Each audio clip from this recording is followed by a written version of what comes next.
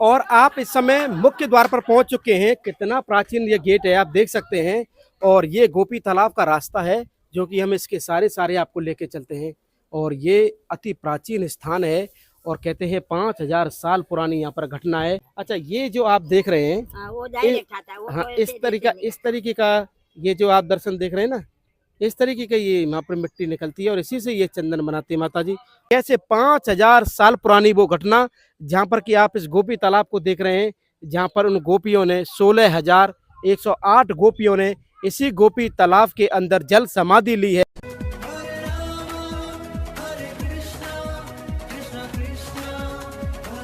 जय जय श्री राधे राधे। मैं धर्मेंद्र गोस्वामी स्वागत करता हूं एक बार फिर आपका भगवान श्री कृष्ण की नगरी द्वारिका में। जी हाँ, मैं इस समय जहां खड़ा हुआ हूं इस स्थान का नाम है गोपी तालाब। गोपी तालाब वो भी द्वारिका में, ये कैसे संभव है? क्योंकि कहते हैं कि यहाँ पे गोपियाँ यहाँ पर आई हैं और आने के साथ उन्होंने गोपी तालाब में, जो गोपी तालाब मेरे पीछे आप देख रहे हैं या मेरे पीछे जो आप दर्शन करेंगे, वहाँ पर जल समाधि ली है इन गोपियों ने। ये क्या रहस्य है? मैं इस समय द्वारिका से 16 से 17 किलोमीटर की दूरी पर यहाँ खड़ा हुआ हूँ और यहाँ पर कहते हैं कि जो गोपियाँ हैं वो भगवान श्री कृष्ण द्वारिकाधीश से मिलने के लिए आती हैं और इस तालाब में, जिस तालाब का नाम गोपी तालाब है, और वहाँ पर वो जल समाधि लेती हैं। और ये जल समाधि का रहस्य क्या है? इसके अलावा कहते हैं कि उस तालाब के अंदर आज भी चंदन निकलता है और मेरे चारों तरफ आप देखेंगे जो अधिकतर यहाँ पर जो बिक रहा है वो चंदन। और कहते हैं यहाँ की तालाब की रज में से जो चंदन निकलता है, उस चंदन का दर्शन हम आपको कराएंगे। और इस समय आप देखेंगे कि हमारे इधर रुक्मणी जी का जो मंदिर है और उधर हम आपको लेके चलते हैं। और जैसे जैसे हम आगे की तरफ बढ़ेंगे वैसे वैसे आप देखेंगे कि यहाँ पर प्रत्येक भक्त लोग यहाँ पर आते हैं और आने के साथ साथ वो यहाँ पर दर्शन करते हैं। ये एक रुक्मणी मंदिर है, आइए इसका हम आपको दर्शन कराएं। जय। रुक्मणी माता मंदिर के अंदर प्रवेश करते ही आप देखेंगे ये रुक्मणी माता का जो मंदिर है उसका जो दर्शन है आप हमारे सामने कर रहे हैं। और यहाँ पर रुक्मणी जी के साथ साथ गोपियों का यहाँ आना, ये अपने आप में आश्चर्य है कि कैसे वृंदावन की गोपियाँ, वो समस्त गोपियाँ आज यहाँ पर द्वारकाधीश समुद्र के किनारे भारत के पश्चिमी छोर पर आई हैं। इसके पीछे कहीं ना कोई लीला घटित है। आगे की तरफ हम बढ़ेंगे तो ये हमारे लड्डू गोपाल जी का आप दर्शन कर रहे हैं। और ये लड्डू गोपाल जी को आप देख सकते हैं पालना में यहाँ पर रखा हुआ है और पालना में यहाँ पर ये झुला रहे हैं। आगे की तरफ चलेंगे इस मंदिर में तो एक और दृश्य देखने को मिलेगा। ये तैरता हुआ पत्थर, ये तैरता राम नाम का ये पत्थर है और ये देख रहे हैं आप बिल्कुल पानी के बीचों बीच है। और ये भी अपने आप में एक अलौकिक दर्शन है। और इधर साइड से दिखाइए, ये पत्थर आप देखेंगे बिल्कुल मिड में, बिल्कुल बीचों बीच यहाँ पर आप देख पा रहे हैं। और ये आश्चर्य है और ये त्रेता युग की उस लीला को भी हमको याद दिलाता है जो ये राम नाम के पत्थरों से राम सेतु भगवान ने बनाया था। लड्डू गोपाल जी का आप दर्शन करेंगे एक बार पुनः। और आगे की तरफ हम बढ़े तो पुनः हम उसी चौक में पहुंच जाएंगे जहां पर कि आप देख सकते हैं जो भक्त लोग हैं वो यहाँ पर आते हैं। और चारों तरफ जो बाजार आपका लगा हुआ है ठाकुर जी से संबंधित सारी चीज़ों का, यहाँ पर आप देख सकते हैं कि किस तरीके से ये बाजार है। और आगे की तरफ हम बढ़ रहे हैं उस रहस्यमयी गोपी तालाब की तरफ। कहते हैं कि उस तालाब से आज भी चंदन निकलता है। यहाँ समुद्र के किनारे द्वारिका की भूमि पर उन गोपियों का आना और इस तरह की लीला होना, ये अपने आप में बड़ा ही जबरदस्त दर्शन है। एक इधर की तरफ हम आएंगे तो आप देखेंगे इधर छोर पर ये गोपी कृष्ण मंदिर है। और गोपी कृष्ण मंदिर में जो लीला जो बताते हैं कि अर्जुन का जो युद्ध हुआ है वो एक राक्षस का युद्ध हुआ है। और ये देखिए आप, ये अर्जुन जो है उन गोपियों के वस्त्रों की यहाँ पर रक्षा करते हैं। और रक्षा करने के साथ ये जो राक्षस है ये गोपियों के वस्त्र यहाँ से उठाने का प्रयास करता है। तो इनकी वस्त्रों की रक्षा करने के लिए अर्जुन का इनसे युद्ध होता है। और ये जो स्वरूप आप सामने देख रहे हैं ये हमारे गोपी और भगवान श्री कृष्ण की चिर लीला का आप दर्शन करते हैं। यहाँ पर जल समाधि लेना ये अपने आप में आश्चर्य का विषय है। और हम गोपी तालाब की तरफ आगे बढ़ रहे हैं। आइए आपको लेके चलते हैं आगे की तरफ। आइए चलते हैं इस बाजार के रास्ते से, हम आपको लेके चलते हैं गोपी तालाब की तरफ। वो गोपी तालाब जहाँ पर गोपियों ने जल समाधि ली है। और उसके अलावा इस तालाब से जो चंदन जो निकलता है वो अपने आप में अद्भुत होता है। जो माता जी हैं जो यहाँ पर चंदन बेचती हैं, माता जी ये चंदन इसी गोपी तालाब का हाँ, है? गोपी तालाब का है। अच्छा, इसी में से निकलता हाँ, है। वो गोपी 100 का गोपी तालाब बनता है, પછી इसको हम बनाता है। अच्छा, फिर उसके हाँ, बाद आप बनाते हैं। हाँ, अच्छा, ये जो आप देख रहे हैं, हाँ, वो इ डायरेक्ट आता है, वो हाँ, तो ऐसे जैसे नहीं इस आता। तरीके का ये जो आप दर्शन देख रहे हैं ना, इस तरीके का ये यहाँ पर मिट्टी निकलती है और इसी से ये चंदन बनाती है माता जी। और विशेष रूप से इस गोपी चंदन का वो तो एमने रखता हो, ये नहीं बनाता। हाँ, दूसरा होता है ये बनाता। वो दूसरा होता है। हाँ, ये चंदन जो कि इस सरोवर से निकलता है। आइए चलते हैं उस गोपी तालाब की तरफ, और वो गोपी तालाब का एक नज़ारा आप मेरे इधर देख सकते हैं कि जो झलक देख रहे हैं आप, कितना प्राचीन यहाँ पर ये स्थान है और मन को शांति देने वाला, क्योंकि यहाँ पर गोपियों का प्रवेश है, गोपियों का आना ये अपने आप में अद्भुत है। और ये आप मेरे पीछे देखेंगे कि 5000 साल से अधिक पुराना तीर्थ धाम श्री गोपीनाथ मंदिर, वो गोपीनाथ मंदिर जो वृंदावन में हम और आप दर्शन करते हैं, वही गोपीनाथ मंदिर, गोपी तालाब, इसके अंदर से हम आपको लेके चलते हैं। और ये हमारे और आपके लिए बड़ा अद्भुत दर्शन है, जो कि द्वारका धाम से लगभग 16-17 किलोमीटर की दूरी पर यह पड़ता है गोपी तालाब। आइए चलते हैं और आपको दर्शन कराते हैं गोपी तालाब। और आप इस समय मुख्य द्वार पर पहुंच चुके हैं। कितना प्राचीन ये गेट है आप देख सकते हैं, और ये गोपी तालाब का रास्ता है जो कि हम इसके सारे आपको लेके चलते हैं। और ये अति प्राचीन स्थान है और कहते हैं 5000 साल पुरानी यहाँ पर घटना है। गोपियों ने यहाँ पर जल समाधि ली है और भगवान श्री कृष्ण से मिलने के लिए यहाँ पर आए हैं। तो उनकी वियोग में या फिर अर्जुन का जो युद्ध होता है जो राक्षस के साथ में, उन वस्त्रों के अभाव में, ये दोनों चीज़ों में किसके लिए यहाँ पर जल समाधि हुई है वो यहाँ पर आपको हम बताएंगे। लेकिन उससे पहले आप देखेंगे हम गोपी तालाब को, उसके बाद गोपीनाथ मंदिर चलेंगे। पहले हम गोपीनाथ मंदिर का दर्शन आपको कराते हैं। आइए, जय हो, बोले गोपीनाथ भगवान की जय। और ये अद्भुत दर्शन आप गोपीनाथ भगवान के कर सकते हैं, जो कि इस समय आप देख पा रहे हैं गोपी तालाब के बिल्कुल सामने। और गोपी तालाब इन्हीं के सामने है और ये वृंदावन का ये स्वरूप यहाँ पर द्वारका की भूमि पर हम देखने को मिल रहा है। ये अपने आप में अद्भुत है। आइए चलते हैं गोपी तालाब की तरफ, आपको लेके चलते हैं।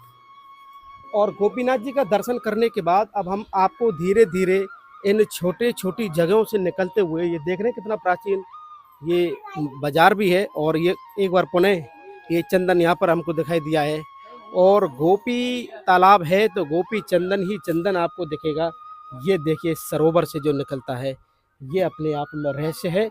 और हम बिल्कुल सामने देख पा रहे हैं, यही है गोपी तालाब, जो कि द्वारकाधीश की भूमि पर, द्वारका की भूमि पर, पश्चिमी भारत के एक छोर पर आपको देखने को मिलेगा ये तालाब। आप आगे की तरफ आइए और ये देखिए आप, ये किस तरह का अद्भुत ये जो आनंद है, जिसका दर्शन हम और आप यहाँ पर कर सकते हैं। जिस जगह पर एक एक पानी की बूंद के लिए लोग तरसते हों, वहाँ पर इस तरह का सरोवर होना, ये गोपी तालाब है। और गोपी तालाब का यहाँ पर ये जो स्थान है, कहते हैं इसी से यहाँ पर चंदन निकलता है। तो भैया आप यहीं रहते हैं? आप यहीं रहते हैं? आप यहीं रहते हो? आप नहीं माता जी को कुछ समझ में नहीं आ रहा, हम आगे की तरफ चलें। और ये देखिए आप, जैसे जैसे हम आगे की तरफ चलेंगे, हम खुद ही आपको दर्शन कराना चाहते हैं। ये देखिए, ये है गोपी तालाब है। भैया एक एक लोकल हैं जो कि उन्हीं से हम पूछेंगे कि ये जो मिट्टी जो निकलती है सरोवर से, ये जो आप देख रहे हैं इस तालाब से, ये गोपी चंदन मिट्टी जो चंदन के रूप में यहाँ से निकलता है, वो अपने आप में अद्भुत दर्शन हम इस समय कर पा रहे हैं। ये पूरा दृश्य दिखाइए आप गोपी तालाब का। कई घाट बने हुए हैं और स्वरूप ब्रज का सा स्वरूप है। और ये अपने आप में अद्भुत है कि कैसे 5000 साल पुरानी वो घटना, जहाँ पर कि आप इस गोपी तालाब को देख रहे हैं, जहाँ पर उन गोपियों ने 16,108 गोपियों ने इसी गोपी तालाब के अंदर जल समाधि ली है भगवान श्री कृष्ण के वियोग में। और इसके अलावा यहाँ से चंदन जो निकलता है, वो अपने आप में अद्भुत घटना है इस गोपी तालाब में, जो कि द्वारका धाम से लगभग 17 किलोमीटर की दूरी पर है। और अब नीचे की तरफ हम चलें और आपको दिखाएं इस सरोवर का थोड़ा आचमन भी कराएं, क्योंकि ये बड़ा अद्भुत ये जगह है। ये देखिए आप, ये गोपी तालाब। जय हो श्री कृष्णाय वासुदेवाय हरे ब्रह्मा। ये ब्रज की याद दिला रहा है द्वारका की भूमि पर। इस तरह का जो दृश्य आप जब चारों तरफ को देखते हैं, यकीनन ऐसा लगता है कि कैसे 5000 साल पहले यहाँ पर ये जो घटनाएं हुई हैं। ये पत्थर देखिए आप, कितनी बड़ी बड़ी शिलाएं हैं और डूंगर के जो वृक्ष हैं, जिनके बारे में मैं आपको कहता हूँ कि आपको उस वृक्ष तक हम लेके चलेंगे। ये साक्षी है, जहाँ जहाँ भगवान श्री कृष्ण, गोपी और राधा रानी के चरण पड़े हैं, वहाँ ये वृक्ष आपको जरूर मिलेगा, चाहे ये संसार में कहीं भी हो। उस वृक्ष की तरफ हम आगे की तरफ बढ़ेंगे और जब आगे की तरफ बढ़ेंगे, आप यहीं रहते हैं? यही गोपी तालाब है? हाँ, ये गोपी तालाब। तो देखिए आप, ये जो बता रहे हैं कि यही गोपी तालाब है और हम आगे की तरफ बढ़ें और आपको दिखाएं। ये देखिए आप कि किस तरीके से इस गोपी तालाब के इस हिस्से में हम आपको लेकर आए हैं। और ये जो हिस्सा है, ये इस वृक्ष की मैं आपसे बात कर रहा था। और ये वृक्ष जो आप मेरे पीछे देख रहे हैं, ये आपका सबूत है कि कैसे यहाँ पर गोपियाँ आई हैं। और क्योंकि ये जो डूंगर का वृक्ष ब्रज में आपने देखा होगा, कहते हैं जहाँ जहाँ गोपी के, भगवान श्री कृष्ण के, राधा रानी के चरण पड़े हैं, वहाँ वहाँ इस तरह का दृश्य आपको देखने को मिलता है। आगे की तरफ बढ़ें तो आपको पथरीली पहाड़ियों से नीचे उतरते हुए तालाब की तरफ हम आगे बढ़ेंगे और आपको एक इधर छोर से दिखाएंगे, क्योंकि ये जो तालाब है, ये कोई आम तालाब नहीं है गोपी का। और आज भी यहाँ पर चंदन निकलता है। ये अपने आप में रहस्य है इस गोपी तालाब का, जो कि आप इस समय देख रहे हैं। और हम और आप इस समय आपको दिखा रहे हैं ये गोपी तालाब। और इस गोपी तालाब की महिमा तब बढ़ जाती है जब गोपियाँ यहाँ पे वृंदावन से यहाँ द्वारका तक पहुँचती हैं। दो तरह की लीलाएं यहाँ पर समझ में आती हैं।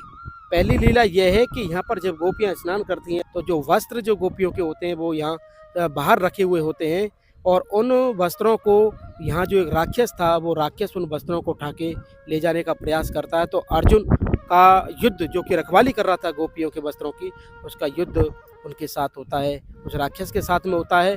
तो जब युद्ध राक्षस के साथ में अर्जुन का होता है, तो गोपियों के लिए धर्म संकट ये था कि जब वस्त्र ही हमारे नहीं है, तो बिना वस्त्रों के हम बाहर कैसे निकलें। आखिरकार वो वस्त्र उनको नहीं मिले हैं और कहते हैं उस लीला के अनुरूप गोपियों ने फिर जल समाधि यहाँ पर ले ली है, क्योंकि बिना वस्त्र के वो बाहर नहीं निकले हैं। एक लीला इस प्रकार की भी आती है।